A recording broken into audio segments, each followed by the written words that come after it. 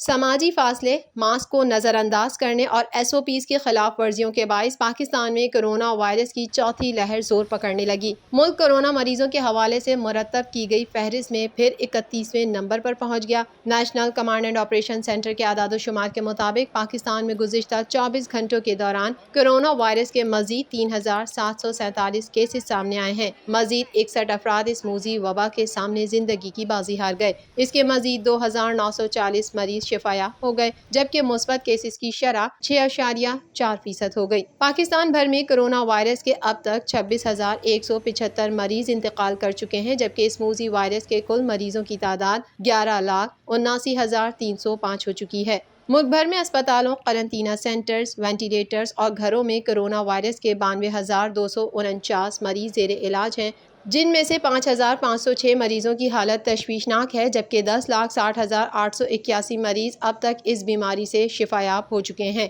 گزشتہ 24 گھنٹوں میں ملک میں کرونا وائرس کے مزید 57,908 ٹیسٹ کیے گئے، جبکہ اب تک کل 1,80,53,326 کرونا ٹیسٹ کیے جا چکے ہیں۔ پاکستان بھر میں گزشتہ 24 گھنٹوں کے دوران 12,28,044 افراد کو کرونا وائرس کی ویکسین دی گئی۔ اب تک کل 5,93,84,758 کرونا ویکسین کی خوراکیں دی جا چکی ہیں، جبکہ اب تک 1,85,12,319 افراد کی مکمل ویکسینیشن ہو چکی ہے۔ سندھ میں کرونا وائرس کے مریضوں کی تعداد دیگر صوبوں سے زیادہ ہے، 4,37,311 ہو چکی ہے، جبکہ اس سے کل اموات 6,955 ہو گئیں۔ پنجاب میں کرونا وائرس کے اب تک 4,01,373 مریض رپورٹ ہوئے ہیں، جبکہ یہاں کل ہلاکتیں دیگر صوبوں سے زیادہ ہیں جو 12,039 ہو چکی ہیں۔ خیبر پختونخوا میں کرونا وائرس کے مریضوں کی تعداد 1,64,332 ہو چکی ہے، جبکہ اس سے یہاں کل اموات 5,087 ہو گئیں۔ وفاقی دارالحکومت اسلام آباد میں 1,758 کرونا وائرس سے متاثرہ مریض اب تک سامنے آئے ہیں،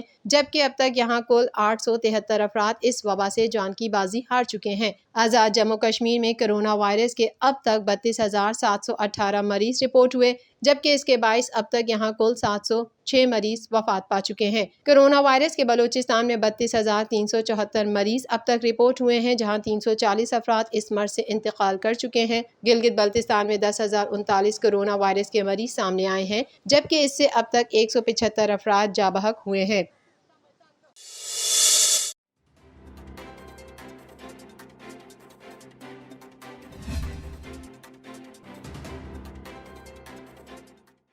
وزیر اعظم عمران خان نے حریت رہنما سید علی گیلانی کا جسد خاکی چھیننا بھارت کی BJP حکومت کا انتہائی شرمناک اقدام قرار دے دیا۔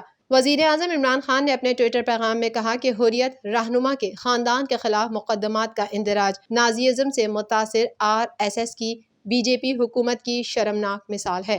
دوسری جانب وفاقی وزیر اسد عمر کا کہنا تھا کہ علی گیلانی نے شدت پسند حکومت کے خلاف آزادی کی شمع روشن رکھی۔ بھارت سرکار علی گیلانی کے انتقال کے بعد بھی ان کے پیغام سے خوفزدہ ہے۔ ان کے خاندان کو تدفین بھی نہیں کرنے دی گئی۔ ظلم در ظلم بھارتی سرکار نے ان کے خاندان والوں کے خلاف مقدمہ بھی درج کرا دیا۔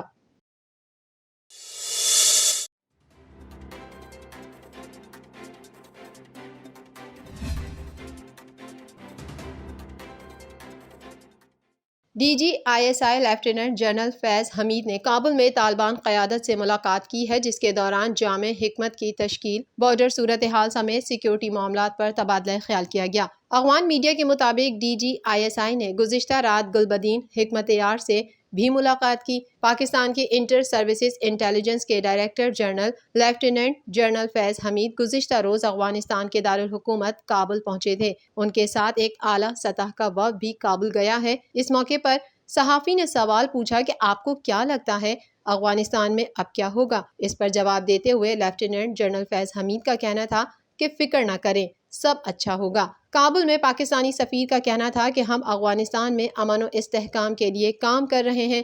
دوسری جانب افغانستان میں نئی حکومت کا اعلان ابھی باقی ہے۔ کابل میں سینئر طالبان قیادت کی نئے سیٹ اپ پر طویل مشاورت کی ہے۔ سینئر طالبان رہنما ملا عبدالغنی برادر کا کہنا ہے کہ نئی افغان حکومت وسیع البنیاد ہوگی، سیکیورٹی کی فراہمی اور ہر شہری کی ذمہ داری بھی اٹھائیں گے۔ ان کا مزید کہنا تھا کہ ملا یعقوب شیر محمد عباس ستانگزئی کو اہم عہدے ملنے کا امکان ہے۔ طالبان کے امیر ملا ہیبت اللہ اخونزادہ مملکت کے سربراہ ہوں گے۔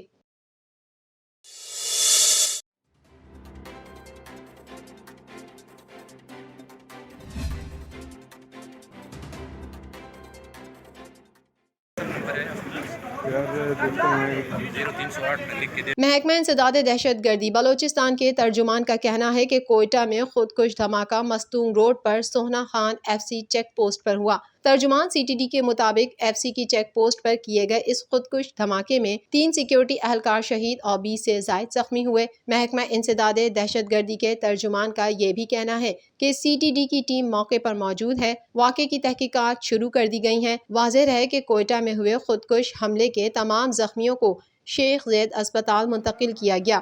دھماکے کے بعد ریسکیو ٹیموں کے علاوہ سی ٹی ڈی اور بم ڈسپوزل اسکواڈ موقع پر پہنچ گئے، جنہوں نے تحقیقات شروع کر دی۔ پولیس حکام کا کہنا ہے کہ ابتدائی شواہد کے مطابق دھماکہ خودکش تھا۔ خودکش حملہ آور کا سر اور دیگر جسمانی اعضاء قبضے میں لے لیے گئے ہیں۔ پولیس حکام کے مطابق خودکش حملہ آور موٹر سائیکل پر سوار تھا، جس نے اپنی موٹر سائیکل قانون نافذ کرنے والے ادارے کی گاڑی سے ٹکرائی۔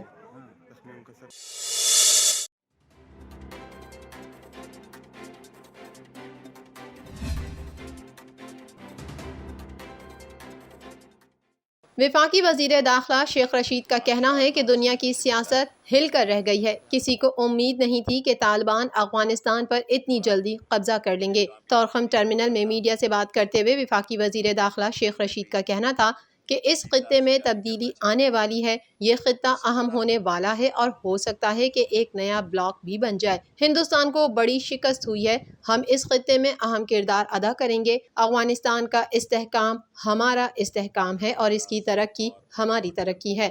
حالات بہتر ہوں گے تو ہر طرف بہتری ہوگی۔ وزیر داخلہ کا کہنا تھا کہ دنیا کی سیاست ہل کر رہ گئی ہے، کسی کو امید نہیں طالبان اتنی جلدی قبضہ کر لیں گے۔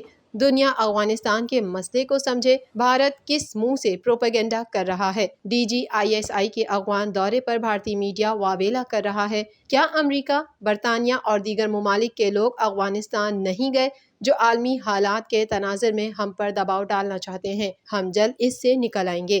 شیخ رشید نے کہا کہ پاکستان نے افغانستان میں امن کے لیے کلیدی کردار ادا کیا۔ ہم نے افغانستان سے 10,000 افراد کا انخلا کیا۔ کوئی بھی افغان مہاجر پاکستان نہیں آیا۔ سرحد کی دوسری طرف کی ذمہ داری افغانستان کی ہے۔ توقع کرتے ہیں افغان سرزمین پاکستان کے خلاف استعمال نہیں ہوگی۔ مستونگ دھماکے کے حوالے سے وزیر داخلہ کا کہنا تھا کہ آج مستونگ میں خودکش حملہ ہوا ہے۔ دھماکے میں 3 افراد کے جاں بحق ہونے کی اطلاع ہے۔ جس وقت جوانوں کی شفٹ تبدیل ہوئی اس وقت دھماکہ ہوا۔ کوئٹہ میں کافی دنوں سے دہشت گردی کے واقعات ہو رہے ہیں۔ دھماکے سے متعلق تحقیقات کر رہے ہیں۔ ایجنسیاں فیصلہ کریں گی کہ اس حملے میں کون ملوث ہے۔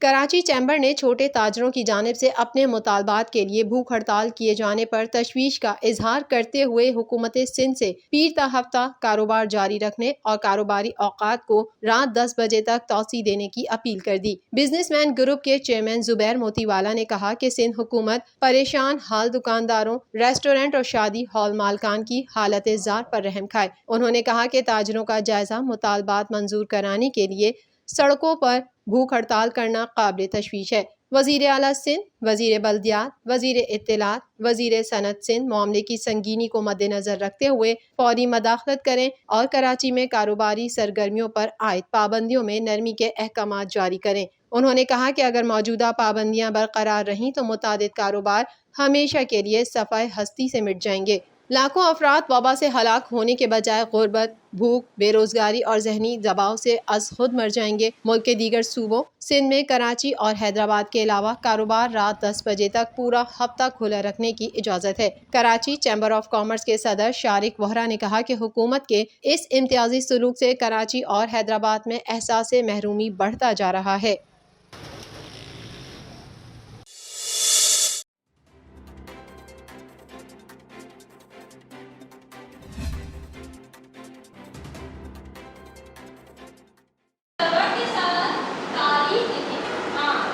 محکمہ تعلیم سندھ نے کل سے تمام اسکولز میں ویکسینیشن مہم شروع کرنے کا فیصلہ کر لیا۔ وزیر تعلیم سندھ سید سردار شاہ کی زیر صدارت ڈائریکٹوریٹ پرائیویٹ اسکولز کا اجلاس ہوا، جس میں متفقہ فیصلہ کیا گیا کہ محکمہ صحت کی تجویز پر کل سے تمام اسکولز میں ویکسینیشن مہم شروع کی جائے گی اور بچوں کو ویکسین لگانے کے لیے والدین سے رضامندی سرٹیفکیٹ لیے جائیں گے، جبکہ والدین کی تنظیموں اور نجی اسکولز ایسوسی ایشنز کو اعتماد میں لیا جائے گا۔ وزیر تعلیم سندھ سردار شاہ کا کہنا تھا کہ اسکولز کی بندش سے بچنے کے لیے 9ویں سے 12ویں کے تمام طلباء کی ویکسینیشن کرنا ہوگی۔ دنیا بھر کے ترقی یافتہ ممالک میں ویکسینیشن سے زندگی معمول پر آئی ہے۔